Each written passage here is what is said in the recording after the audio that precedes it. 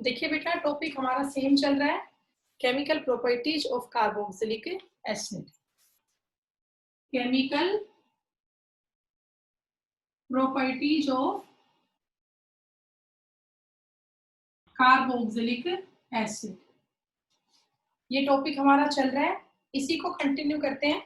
कल लास्ट मैंने करवाई थी एस्टेरिफिकेशन रिएक्शन, उसके आगे का मैं आपको करवाती हूँ। तो आज नेक्स्ट है हमारी reaction with ammonia. Reaction with ammonia, ठीक है। अमोनिया से रिएक्शन करेंगे तो क्या बनेगा, देखिए। तो हमने यहाँ पे कार्बोक्सिलिक एसिड लिया, RC डबल बॉन्ड OH, ये कार्बोक्सिलिक एसिड है, प्लस हमने लिया अमोनिया NH3। कार्बोक्सिलिक एसिड लिया और अमोनिया लिया, ये आपको पता है ये काम करेगा एसिड का, ये काम करेगा बेस का, ठीक है। तो जो एसिड है वो तो प्रोटॉन डोनर होता है, और जो बेस आपका है वो प्रोटॉन एक्सेप्टर होगा। एसिड तो प्रोटॉन डोनर है और बेस क्या है बेटा, प्रोटॉन एक्सेप्टर है, आपको पता है। या बेस इलेक्ट्रॉन डोनर होता है, एसिड इलेक्ट्रॉन एक्सेप्टर होता है। तो अब इसमें क्या होगा, आप लोग देखिए, जो ये H है ये यहां से टूटेगा, O नेगेटिव और H पॉजिटिव में, और ये NH3 अपनी साइड किसको ले लेगी, H पॉजिटिव को। तो क्या बन जाएगा बेटा, ये यहाँ पर एक कॉम्प्लेक्स कंपाउंड की फॉर्मेशन हो जाएगी। यहाँ पर एक कॉम्प्लेक्स कंपाउंड की फॉर्मेशन होगी।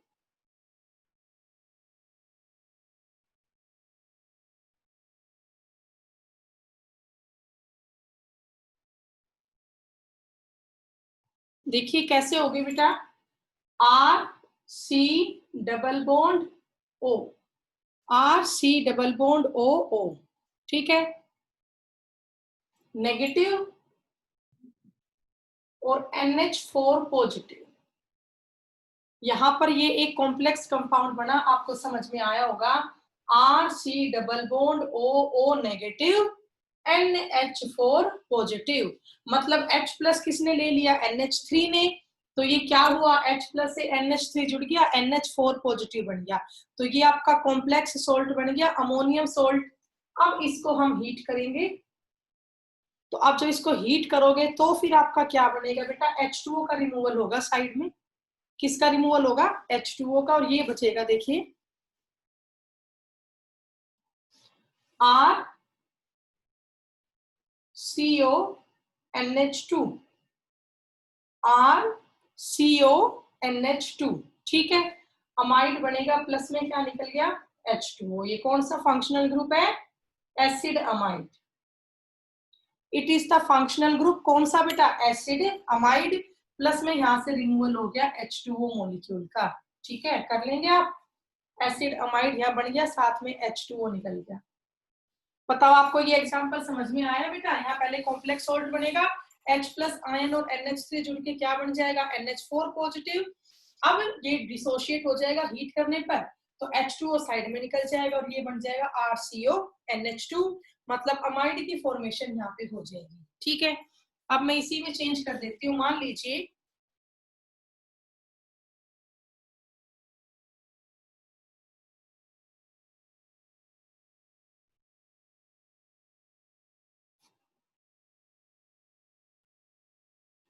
मैंने यहाँ पे R की जगह में चेंज कर दूं, कोई और ग्रुप में यहाँ पे लगा लूं, ठीक है। मैंने यहीं पे ही कर दिया R की जगह, बेटा टाइम से आया करो ना सारे बच्चे। तो R की जगह अगर मैं यहाँ पे CH3 लगा लूं तो भी कोई फर्क नहीं पड़ेगा, बस यहाँ CH3 आ जाएगा, ठीक है। तो इस बार जो अमाइड बनेगा उस अमाइड का नाम क्या होगा, नंबरिंग कहां से करोगे शुरू, 1 2, 2 कार्बन है, इथेन अमाइड। इसका आईयूपीएसी नेम क्या होगा, इथेन अमाइड होगा, ठीक है। तो इस तरीके से करना है, ओके। तो कर ले बेटा आप इसको, आसान सा टॉपिक है बिल्कुल।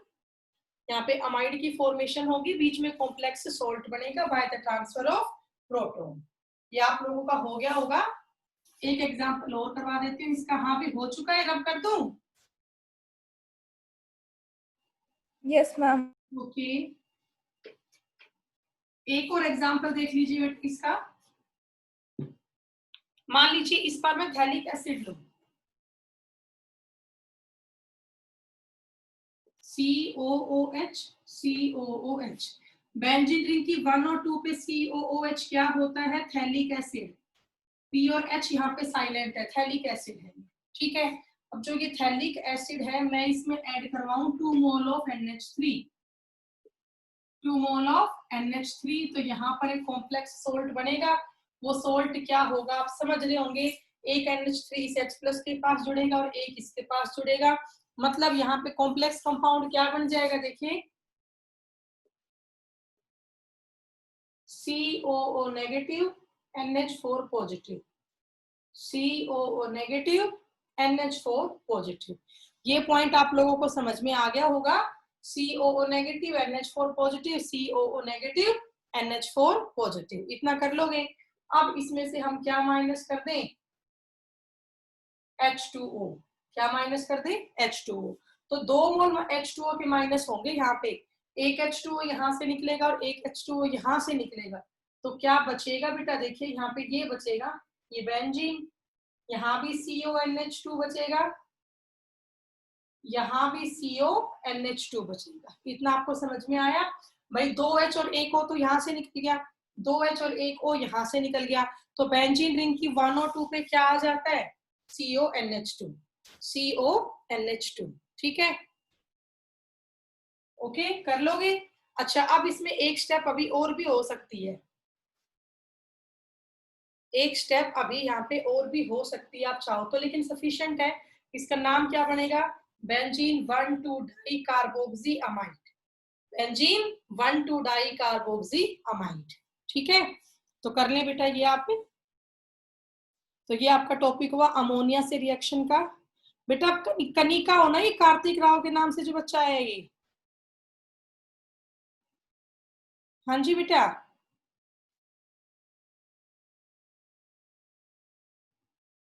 कनिका बच्चे? यस मैम, कर रहे रीनेम। हाँ ठीक है बेटा, ठीक है, मैं समझ गई थी आप ही हो। ओके, तो ये कर ले बेटा। इसके बाद नेक्स्ट रिएक्शन फिर हम करते हैं।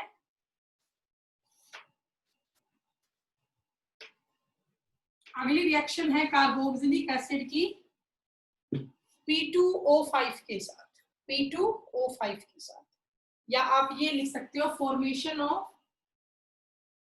एनहाइड्राइड। अगली रिएक्शन क्या है बेटा? Formation of anhydride. अब देखिए बेटा क्वेश्चन एग्जाम में कैसे आएगा, ये कन्वर्जन में आप लोगों की हेल्प करेगा। कैसे हुआ आप देखिए, हमने कार्बोक्सिलिक एसिड लिया RC+OH, ये कार्बोक्सिलिक एसिड है। बस एग्जाम में यू आएगा, यहाँ लिखा आ गया P2O5 और इसको हीट का साइन दे दिया।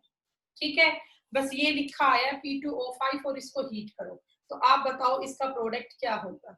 तो आपको इसमें क्या करना है बेटा, जो ये P2O5 है it is a dehydrating agent, P2O5 is a dehydrating agent.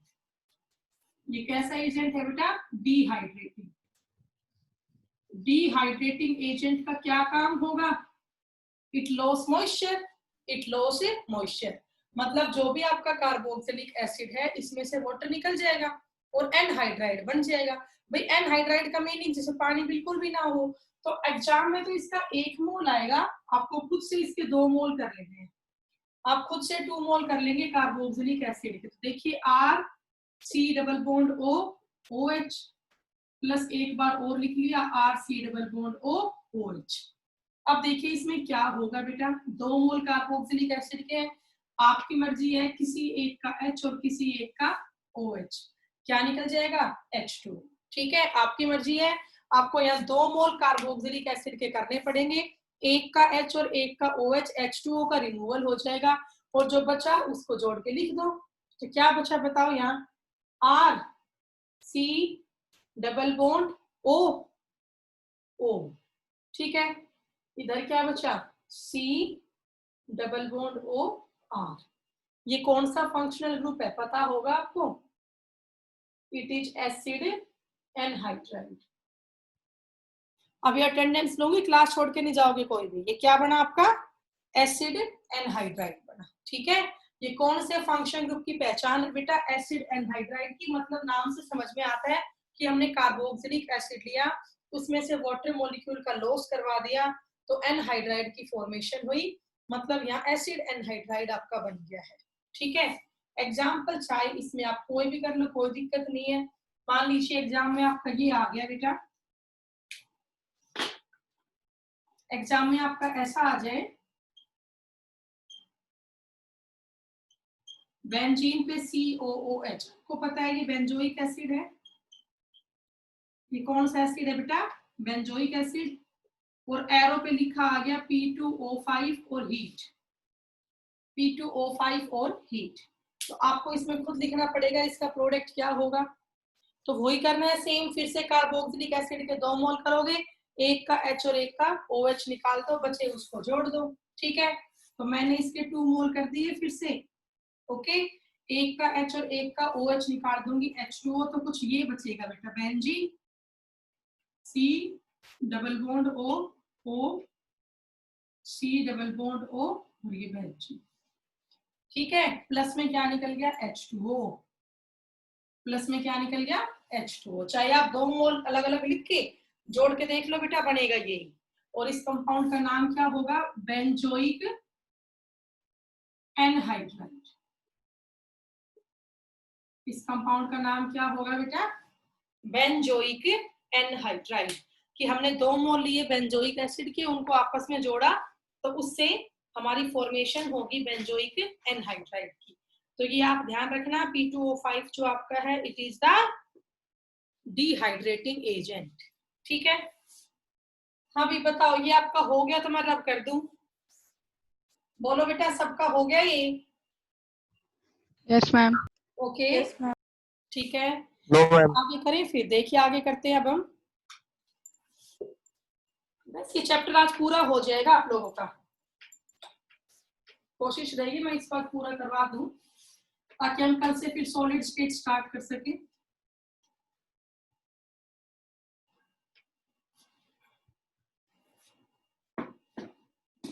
तो नेक्स्ट हेडिंग आप लोग डाल लें, डीकार्बोक्सिलेशन रिएक्शन। Decarboxylation reaction. ठीक है, अब देखिए बेटा, डीकार्बोक्सिलेशन का मतलब क्या होता है? डी का meaning removal, removal of CO2, removal of CO2 from salt of, removal of CO2 from salt of carboxylic acid, removal of CO2 from salt of carboxylic acid। ठीक है, in presence of soda lime, in presence of soda lime, ये reaction है बेटा। Okay, देखिए, removal of CO2, हमें CO2 का removal करना है, किस में से? सोल्ट ऑफ कार्बोक्सिलिक एसिड में से। कार्बोक्सिलिक एसिड का हम कोई भी सोल्ट यहाँ पे लेंगे, उसमें से CO2 का रिमूवल करेंगे in presence of soda lime. तो ये सोडा लाइम क्या होता है? सोडा का मतलब कास्टिक सोडा, कास्टिक सोडा का फॉर्मूला क्या होता है? NaOH। और लाइम मतलब क्विक लाइम, क्विक लाइम का फॉर्मूला क्या होता है? CaO। तो बेटा यहाँ सोडा लाइम का मतलब है कास्टिक सोडा NaOH, और लाइम आपका हो गया CaO, और ये होता भी फिक्स रेशियो में है। NaOH 3 पार्ट होता है, तो CaO है वो आपका 1 पार्ट होता है। ठीक है, और जो कि कैल्शियम ऑक्साइड यहाँ पे है ना, क्विक लाइम, इसका सिर्फ एक ही काम है, it use as dehydrating agent. बेटा कैल्शियम ऑक्साइड को हम सिर्फ कैसे यूज करेंगे? डिहाइड्रेटिंग एजेंट के लिए। मतलब अगर कोई मॉइस्चर वगैरह है तो वो सारा आपका रिमूव हो जाएगा कैल्शियम ऑक्साइड की वजह से। तो अब आप रिएक्शन देखिए, बड़ा आसान है।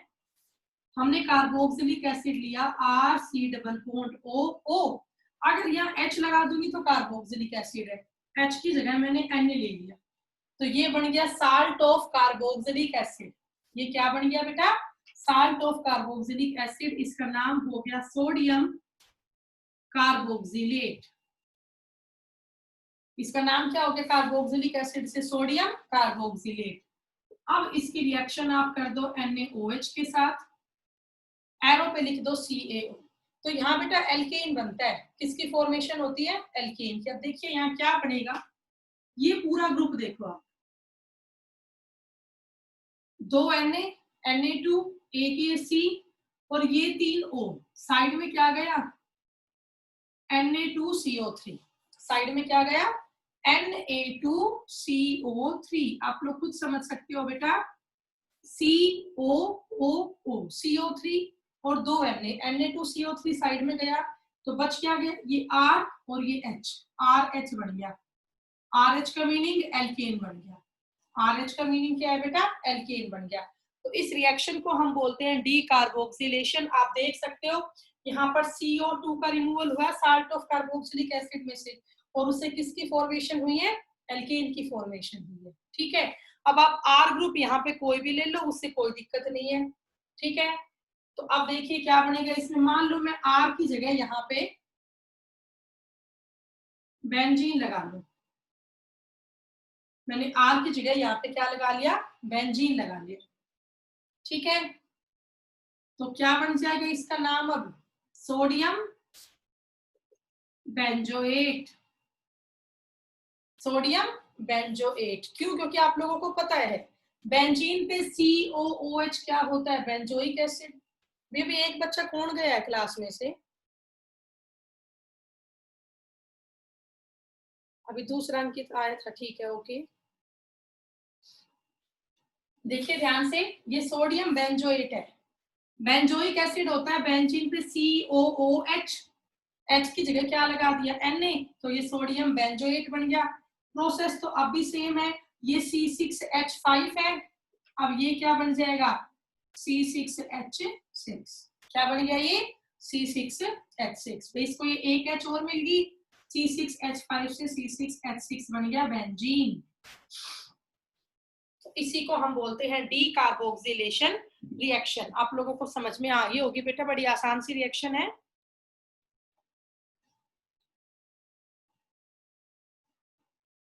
तो करें आप नेक्स्ट इसके बाद, हाँ भाई ये हो गया, इसको रब कर दूं बेटा,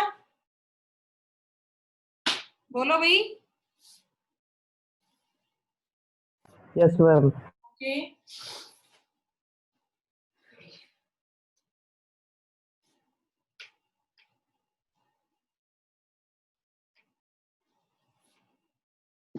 चलिए इसके बाद अब नेक्स्ट रिएक्शन लिखो, बड़ी इंपॉर्टेंट रिएक्शन है,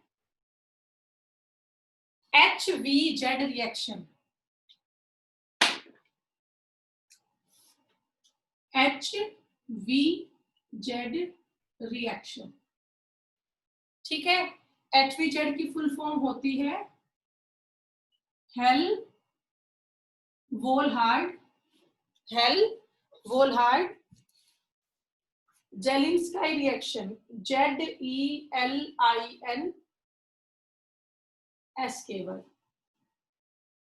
HVZ रिएक्शन, इसकी फुल फॉर्म क्या होती है, हेल वोल्हार्ड जेलिंस्काई रिएक्शन। रिएक्शन बड़ी आसान है और इंपॉर्टेंट भी है। तो अब हम यहाँ HVZ रिएक्शन करेंगे, हेल वोल्हार्ड जेलिंस्काई रिएक्शन। इसमें क्या होगा वो आप लोग देखिए, बड़ा आसान सा एग्जाम्पल है ये भी। इसमें ना हेलोजिनेशन होता है, इसमें क्या होता है, हेलोजिनेशन एट अल्फा कार्बन। इस रिएक्शन में हेलोजिनेशन होता है अल्फा कार्बन पे, प्रेजेंस ऑफ रेड फॉस्फोरस। देखिए बड़ा आसान है, मान लीजिए मैंने यहाँ पे एसिटिक एसिड लिया CH3COOH, ये है आपका पता है एसिटिक एसिड। अब आपको ये भी पता होगा इसमें अल्फा बीटा गामा कौन सी पोजीशन होती है, जो COOH है ना, ये मेन फंक्शन ग्रुप है कार्बोक्सिलिक एसिड, इसका नेक्स्ट कार्बन ये होता है अल्फा, इसका ये नेक्स्ट कार्बन क्या है बेटा, अल्फा है। तो ये अल्फा कार्बन है और इसमें मान लो मैं Cl2 ऐड कर रही हूँ, क्या ऐड कर रही हूँ, Cl2 in presence of red phosphorus, red P4, presence of red phosphorus. Red phosphorus की प्रेजेंस में हम बेटा Cl2 ऐड करवा रहे हैं। तो इसमें क्या होगा, जो आपका अल्फा वाला कार्बन है ना, उससे एक H हटके वहां पे एक Cl जुड़ेगा। अल्फा कार्बन पे H हटके क्या आएगा, Cl। तो बेटा आप देख सकते हो इस अल्फा कार्बन पे 3 H है, तो आप इन 3 H में से कोई सी भी क्या हटा दो, बदले में वहां पे क्या जुड़ जाएगा, Cl जुड़ जाएगा। तो मान लीजिए मैंने ये किया C, ये H हटा के मैंने यहाँ पे क्या लगा दिया, Cl, ये 2 H है, आगे एडिटीज है C डबल बॉन्ड OH, ठीक है। अब इसका नाम बन गया क्लोरो एसिटिक एसिड। इसका नाम क्या बन गया, क्लोरो एसिटिक एसिड, ठीक है। अब इसमें दोबारा आप लोग Cl2 ऐड करवा सकते हो, प्रेजेंस ऑफ रेड फॉस्फोरस। अच्छा यहाँ से एक H और एक Cl क्या माइनस हो गया, HCl, ठीक है। आपने दोबारा इसमें Cl2 ऐड कर दिया, प्रेजेंस ऑफ रेड फॉस्फोरस, तो फिर से क्या माइनस हो गया, HCl माइनस हो गया। तो क्या बचा बताओ, दोबारा से एक H और हट के एक और क्या आ जाएगा, Cl। अभी एक H यू का यू है, C डबल बॉन्ड OH। इसका नाम आप लोग खुद लिख लें, डाई क्लोरो एसिटिक एसिड। इसका नाम क्या होगा बेटा, डाई क्लोरो एसिटिक एसिड। अब इसमें एक बार तो और हो जाएगा ना हेलोजिनेशन, तीसरी बार कर दो Cl2 presence of red phosphorus, फिर से क्या माइनस हो जाएगा, HCl। तो अब की बार अल्फा कार्बन पे तीनों जगह पे क्या आ गए, Cl आ गए, और ये हो गया COOH। तो अब इस कंपाउंड का नाम क्या बन गया, आप लोग खुद भी लिख सकते हो, try chloro acetic acid, try chloro acetic acid. हाँ बेटा अश्विनी बोलिए, अश्विनी बोलो बेटा। तो ये ट्राई क्लोरो एसिटिक एसिड बन गया आपका, ठीक है। तो हर बार अल्फा कार्बन से H हट रहा है और बदले में वहां पे क्या जुड़ता जा रहा है, Cl जुड़ता जा रहा है। अब इसमें और होगा क्लोरीनेशन, और नहीं होगा, 3 बार हो चुका है, अब नहीं होगा क्योंकि अब अल्फा कार्बन पे एक भी H नहीं बचा। तो इस रिएक्शन को हम बोलते हैं क्या, हेलोजिनेशन हुआ अल्फा कार्बन पे, इसका स्पेसिफिक एक नाम है, वो स्पेसिफिक नेम यहाँ पे क्या है बेटा, दैट इज द, कर लोगे आप, that is the HVZ reaction, ठीक है। तो बस भी चैप्टर बिल्कुल एंडिंग की तरफ आ गया है, केमिकल प्रॉपर्टी लास्ट हम आ चुके हैं। फिर अगली क्लास में इस चैप्टर की प्रैक्टिस करके इस चैप्टर को कंप्लीट करते हैं। हाँ भाई ये रिएक्शन आपकी होगी बेटा, बताओ। Yes, ma'am. ओके, तो अब इसके बाद लास्ट रिएक्शन, किसी का एक दो पॉइंट रह रहा है तो लिख लो। लास्ट रिएक्शन है जो हर बार होती है, electrophilic substitution, electrophilic substitution in aromatic carboxylic acid, electrophilic substitution in aromatic carboxylic acid, ठीक है। ये लास्ट टॉपिक है आपका, इसमें इलेक्ट्रोफिलिक सब्स्टिट्यूशन होगा एरोमेटिक कार्बोक्सिलिक एसिड पे। कैसे होगा वो आप लोग देखिए। पहली बात तो आप लोगों को ये ध्यान रहना चाहिए कि जो इलेक्ट्रोफिलिक सब्स्टिट्यूशन रिएक्शन है वो सिर्फ एरोमेटिक कंपाउंड में होती है, एलिफेटिक कंपाउंड में नहीं होती है। और जो न्यूक्लियोफिलिक सब्स्टिट्यूशन रिएक्शन है ना वो एलिफेटिक कंपाउंड में होती है, एरोमेटिक में नहीं होती। बेटा मैंने यहाँ 2 बातें बोली, जो आपका इलेक्ट्रोफिलिक सब्स्टिट्यूशन है वो एरोमेटिक कंपाउंड में होता है, लेकिन न्यूक्लियोफिलिक सब्स्टिट्यूशन आपका एलिफेटिक कंपाउंड में होता है। तो सबसे पहली बात, जब इलेक्ट्रोफिलिक सब्स्टिट्यूशन इसमें होगा तो it is Meta directing in nature. किस पोजीशन पे इलेक्ट्रोफाइल का सब्स्टिट्यूशन होगा, that is Meta position, that is Meta position. तो ये मेटा डायरेक्टिंग होगा नेचर। अब क्यों होगा वो आप लोग देखिए बेटा, why it is Meta directing. तो आप लोगों को पता है इसका रीजन एक ही है, due to resonance, due to resonance. अब रेजोनेंस से कैसे हो आप लोग देखिए, तो आपको रेजोनेटिंग स्ट्रक्चर बनाने हैं कार्बोक्सिलिक एसिड के, C डबल बॉन्ड OH, ठीक है। अच्छा अब इसके आप रेजोनेटिंग स्ट्रक्चर बनाएं, तो क्या आएगा, जैसे बेंजल्डिहाइड का था ना सेम इसका होगा। ये दो बॉन्ड अब भी एज इट इज है, ये बॉन्ड डबल हो गया, सी इसके O पे नेगेटिव आ गया और ये OH, और इस कार्बन पे चार्ज कैसा आ गया, पॉजिटिव। अगले स्टेप में ये बॉन्ड यहाँ शिफ्ट होगा, तो क्या बनेगा बेटा, ये बॉन्ड अब भी U का U है, यहाँ बॉन्ड गया, इस पे पॉजिटिव चार्ज आ गया, double bond CO negative OH। अगले में आपको पता है क्या होगा, ये वाला बॉन्ड यहाँ शिफ्ट होगा, तो फोर्थ स्ट्रक्चर में बेटा ये हो जाएगा, यहाँ positive, double bond COH negative, और लास्ट स्ट्रक्चर में क्या होगा, ये O नेगेटिव यहाँ फिर से बॉन्ड बनाएगा, ये वाला बॉन्ड दोबारा यहाँ आ जाएगा।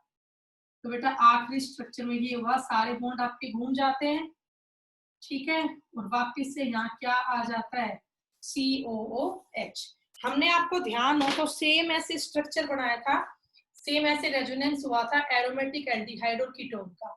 तो आपको ये बात ध्यान रखनी है, जो एरोमेटिक एल्डिहाइड है, जो एरोमेटिक कीटोन है, और जो एरोमेटिक कार्बोक्सिलिक एसिड है, अगर आप इन तीनों का स्ट्रक्चर नंबर 2, 3 और 4 देखते हो, ठीक है, अगर आप इन तीनों का स्ट्रक्चर नंबर 2, 3 एंड 4 देखते हो तो आपको ये दिखाई देगा कि इनकी ऑर्थो और पैरा पोजीशन पे पॉजिटिव चार्ज है। मतलब ऑर्थो और पैरा पोजीशन तो यहाँ इलेक्ट्रॉन डेफिशिएंट है, ऑर्थो और पैरा पोजीशन पे तो पहले ही पॉजिटिव चार्ज है, मतलब ये पोजीशन तो पहले ही इलेक्ट्रो डेफिशिएंट है। तो क्या ये यहाँ पे करेगी सब्स्टिट्यूशन, नहीं करेगी। तो यहाँ पे कहाँ होगा सब्स्टिट्यूशन, एक ही ऑप्शन है, that is the Meta position, that is the Meta position, ठीक है। तो वो बात आपको ध्यान रखना है। तो ये मेटा डायरेक्टिंग होगा नेचर में। हाँ भाई, आप बेटा आपने बना लिया ये स्ट्रक्चर, बोलो शाबाश, बताओ बेटा हो गया ये।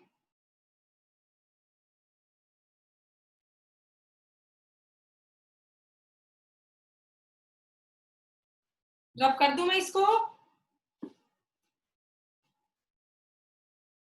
Yes ma'am. ठीक है, तो आप इसके एग्जाम्पल और कर लेते हैं।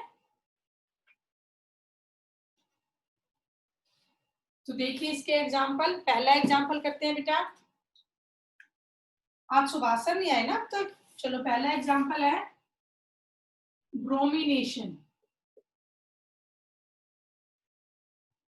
ब्रोमिनेशन, ठीक है।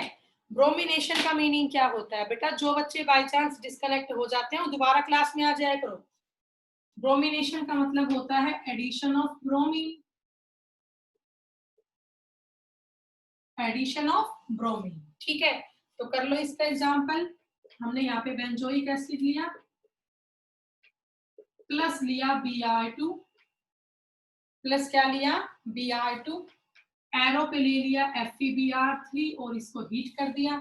तो आपको पता है आंसर क्या आएगा, मेटा पोजीशन पे क्या जुड़ जाएगा भाई, Br प्लस में एक H और एक Br, क्या निकल जाएगा HBr। तो इस कंपाउंड का नाम क्या बना, Meta bromo benzoic acid, Meta bromo benzoic acid. इसमें ऑर्थो पैरा वाला तो कोई केस है ही नहीं, नहीं है ना बेटा, ना ऑर्थो का है ना पैरा का है, क्योंकि ये एक ही जगह पे लगाएगा ग्रुप को, मेटा डायरेक्टिंग होगा। तो इसका नाम क्या बना, मेटा पे ब्रोमो बेंजोइक एसिड, ठीक है। कर लोगे एग्जांपल देखिए, सल्फोनेशन। सेकंड एग्जांपल क्या है बेटा, सल्फोनेशन। सल्फोनेशन का मीनिंग होता है addition of sulphonic group, addition of sulphonic group, ठीक है। तो हमने फिर से बेंजोइक एसिड लिया, और सल्फोनेशन कौन करवाएगा, आपको पता है H2SO4, कैसा कंसंट्रेटेड। H2SO4 आप कैसा लेंगे, कंसंट्रेटेड लेंगे। तो आपको पता है क्या बनेगा, सल्फोनेशन में सल्फोनिक ग्रुप जुड़ता है, तो मेटा पोजीशन पे क्या आ जाएगा SO3H, प्लस में क्या निकल जाएगा H2O। मेटा पोजीशन पे SO3H आ गया, प्लस में निकल गया H2O। इसका नाम बता देती हूँ, 3 पे सल्फो बेंजोइक एसिड, इसका नाम क्या होगा 3 सल्फो बेंजोइक एसिड, ठीक है बेटा। एक तो एग्जांपल इसके एक्सक्यूज मैम। प्रणाम सर। प्रणाम मैम। मैम एक कनिका राव है, इसने रोल नंबर नहीं लिख रखे। हाँ सर, ये एक्चुअल में ना अपने भाई की उससे आई थी पहले, तो मैंने कह के ना नाम तो करवा दिया था चेंज। अपनी क्लास की बच्ची है सर। कनिका बेटा लिख ठीक लो। है, रोल नंबर ठीक है। ठीक है सर। ठीक है बेटा, तो ये दो एग्जांपल आपके हो गए, ब्रोमिनेशन का और सल्फोनेशन का। अब इसके बाद इसका थर्ड एग्जांपल आप देखिए। Third is nitration. ऐसे कितने एग्जांपल आप लोग कर लो। नाइट्रेशन का मीनिंग क्या होगा? Addition of nitro group. Addition of nitro group. ठीक है, तो देखिए इसमें क्या होगा बेटा, हमने बेंजोइक एसिड लिया और इसका नाइट्रेशन कर दिया, तो प्लस हमने लिया HNO3। HNO3 कैसा? कंसंट्रेटेड। आपको बता रखा है ना, जब भी नाइट्रेशन होगा तो कुछ एक ड्रॉप किसकी डालनी पड़ेगी? H2SO4 की कुछ एक ड्रॉप डालनी पड़ेगी। तो HNO3 क्यों टूटता है? OH NO2, ये सब कई बार हो चुका है। तो NO2 पॉजिटिव यहाँ पे इलेक्ट्रोफाइल होता है, तो आंसर क्या आएगा बेटा? COOH और NO2। इसका नाम बना मेटा पे नाइट्रो बेंजोइक एसिड, प्लस में क्या निकल गया? H2। प्लस में क्या निकल गया? H2O। ठीक है, लास्ट एग्जांपल बेटा, फिर ये टॉपिक हमारा कंप्लीट। एक और एग्जांपल करवा देती हूँ। Friedel craft alkylation. आपको पता है एल्काइलेशन का मीनिंग होता है एडिशन ऑफ एल्काइल ग्रुप। तो ये हमने बेंजोइक एसिड लिया और इसमें हमें ऐड करवाना है एल्काइल ग्रुप, तो प्लस मैंने CH3Cl ले लिया, methyl chloride. Presence of anhydrous AlCl3। ठीक है, तो क्या बनेगा इसमें? देखिए यहाँ तो COOH है ही, और मेटा पोजीशन पे क्या जुड़ गया? CH3। मेटा पोजीशन पे क्या आ गया? CH3, प्लस में क्या निकल गया? HCl। तो ये आपका हो गया बेटा एल्काइलेशन। यहाँ पे एडिशन होगी एल्काइल ग्रुप की मिथाइल ग्रुप की, तो ये एल्काइलेशन हो गया। ठीक है, ये भी कर लो बेटा।